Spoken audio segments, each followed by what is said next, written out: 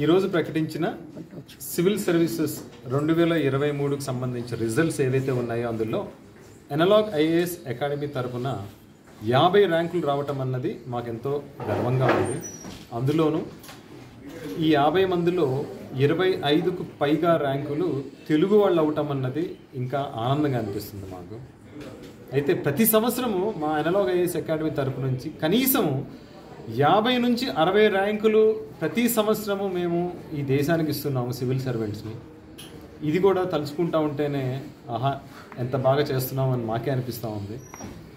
అయితే దీని వెనుక ఎంతో చాలా పెద్ద ప్రయత్నము, చాలా పెద్ద కృషి ఉంది. పిల్లలు బాగా కష్టపడి చదువుతారు. అలానే దానికి తగ్గట్టుగా మా ఎనలాగ్ ఐఏఎస్ అకాడమీ సంస్థలోని ఫ్యాకల్టీ ఎవరైతే ఉన్నారో వాళ్ళు మంచి పాఠాలు చెప్పడమే కాకుండా వాళ్ళు పిల్లలకి యాస్పిరెంట్స్కి మెంటర్స్గా కూడా వ్యవహరిస్తూ వాళ్ళ చెయ్యి పట్టుకొని మొదటి నుంచి చివరి వరకు ముందుకు తీసుకెళ్తూ వాళ్ళు సివిల్ సర్వీసెస్ క్రాక్ చేసే విధంగా వాళ్ళని తయారు చేయటం అన్నది మా ఎనలాగ్ ఐఏఎస్ అకాడమీ సంస్థలో జరుగుతుంది. దీనితో పాటుగా ప్రతి యాస్పిరెంట్కి కావాల్సింది daily practice of question papers. అంటే మేము అభ్యాస అని ఒక ప్రోగ్రామ్ స్టార్ట్ చేసి అందులో ప్రతిరోజు ఒక యాస్పిరెంట్ పిల్లవాడు ప్రతిరోజు టెస్ట్ ప్రాక్టీస్ చేయటం చాలా అవసరము.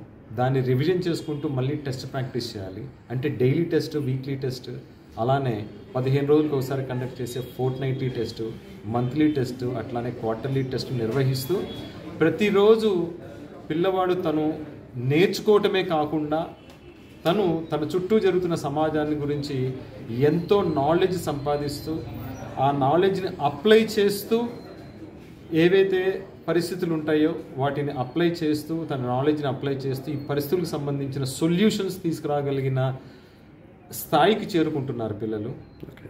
అలాంటి పిల్లలు ఈరోజు ప్రతి సంవత్సరం మనము 50కి పైగా క్రాక్ చేస్తున్నారు అంటే అది చాలా గర్వంగా ఉంది.